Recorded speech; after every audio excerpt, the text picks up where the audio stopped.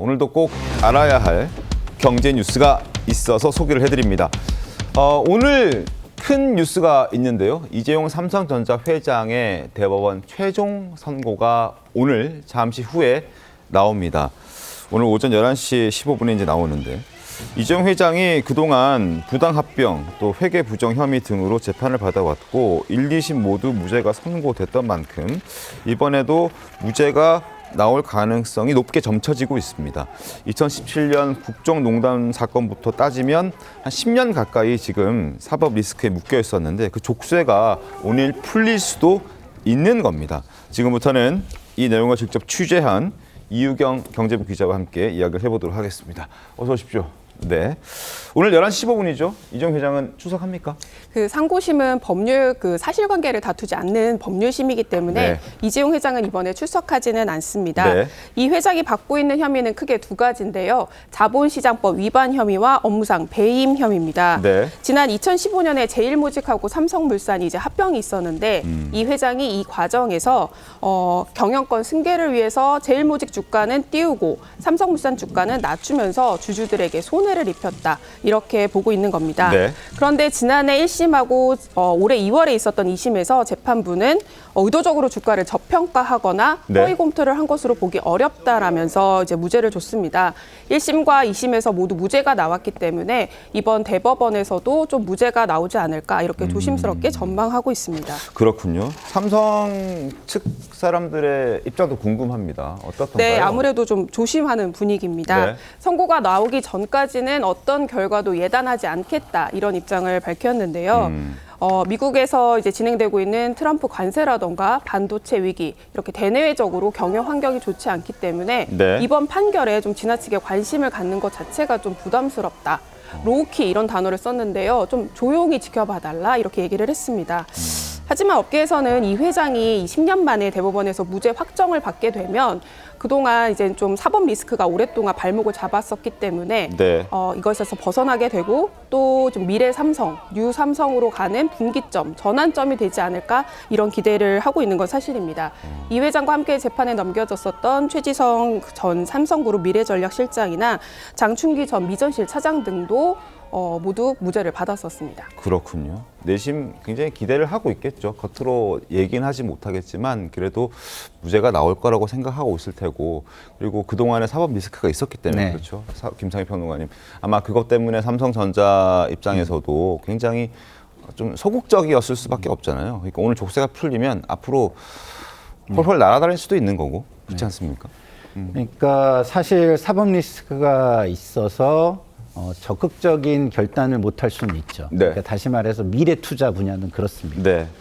그렇지만 투자가 아니라 뭐 내실을 기하는 경영이라는 측면에서 예를 들어서 뭐 반도체 전쟁 때 대응이 제대로 되지 못했다 이런 부분들은요. 네. 저는 오히려 사법 리스크가 있기 때문에 내가 경영자로서 이렇게 능력이 있고 정말 적절한 사람이다라는 걸 적극적으로 보여줄 수 있는 기회가 될 수 있는 거라고 저는 생각을 합니다.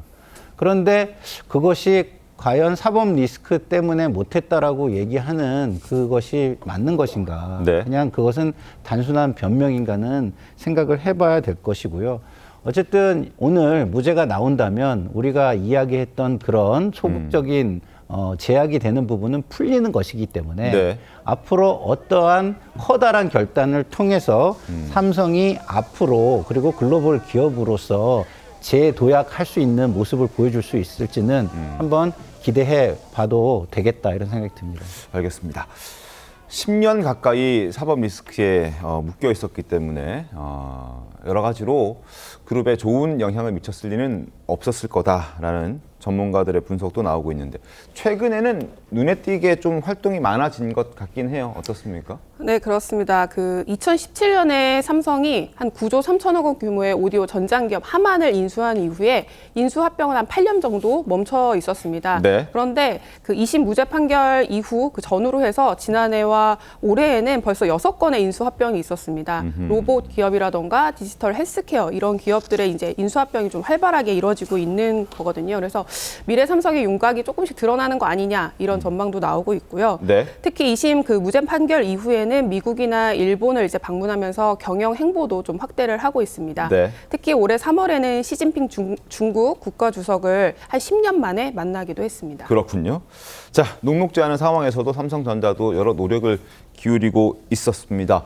이재용 회장 얼마 전에 이재명 대통령 만나서 이런 얘기도 했었죠. 한번 들어보시죠. 당장의 경제 위기를 이겨내는 것도 중요하지만 20년, 30년 후 세대, 다음 세대의 먹거리를 준비하는 것도 중요합니다.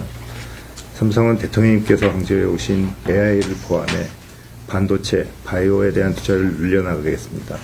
또 전통 산업에도 AI를 접목시켜 생산성을 올리고 이를 통해 고임금 일자리를 더욱 창출하도록 노력하겠습니다.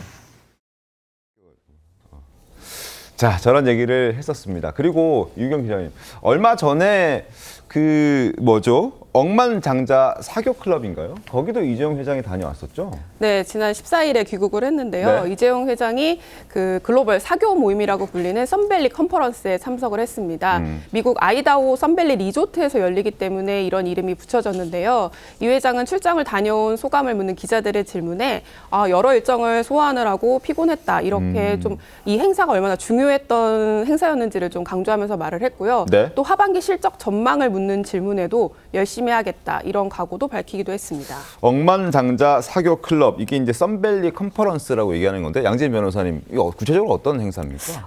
이 행사의 경우에는 미국 투자은행 앨런앤코 컴퍼니가 83년도부터 꾸준히 개최해온 이 국제 비즈니스 회의입니다. 네. 아무나 참석을 못하죠. 여기에는 비공개 행사로 이제 이루어지는데 글로벌 미디어라든지 IT 업계의 거물들이 주요 초청 대상자라고 보시면 되겠고요. 네. 억만장자 사교 클럽이다라고도 그래서 이야기가 되죠. 그래서 참석자의 몇몇만 보더라도 이 제프 베이조스 창업자라든지 빌 네. 게이츠 아니면 마크 주커버그라든지 팀 쿡 뭐 이런 사람들이 참석을 하다 보니까 사실은 이재용 회장 입장에서도 여기에 참석을 해서 이렇게 사교 활동을 하고 어떤 비즈니스적인 기회를 만드는 게 굉장히 좀 중요해 보였다라고.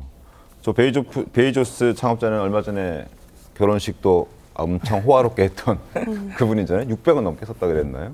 어쨌든 이런 사람들이 모여드는 행사에 아무래도 그 각 CEO들이 함께 또 얘기할 수 있는 공간들, 그런 시간들이 아마 오너들한테는 굉장히 중요할 겁니다. 그런데 정환희 대변인님, 예. 이때도 사법 리스크 때문에 여기를 꽤 오랜 시간 못 갔었다면서요? 아무래도 뭐 재판을 받게 되면 해외 출국하는데 좀 지장이 있겠죠. 네. 뭐 출국 금지 상태에 놓여 있을 수도 있고요. 근데 여기 모이는 사람들의 면면을 좀 볼 필요가 있습니다. 이 네. 기업들이 어떤 기업들이냐면 삼성전자의 최대 고객사들이라고 할 수 있어요. 지금 삼성전자 최대 고객사는 올해 기준으로는 아마 엔비디아일 겁니다. 엔비디아가 굉장히 급성장을 했기 때문에 당시 기준으로는 최대 고객사는 애플이었어요. 팀 쿡 애플 CEO가 이 자리에 참석하고요.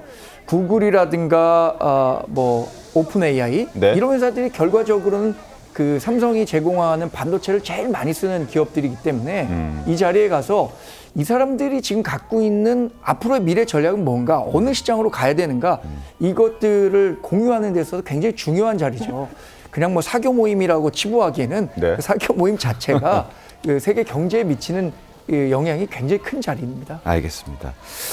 자, 이제 오늘 11시 15분에 선고가 나오고요. 대법원의 선고가 나오고, 일단 법조계에서는 무죄 가능성, 왜냐하면 1심과 2심에서도 무죄가 나왔기 때문에 무죄 가능성을 높게 평가하고 있습니다. 그렇다면 이 시점에 삼성전자의 주가는 어떻게 될지 궁금한데요. 어떻습니까, 유경 기자?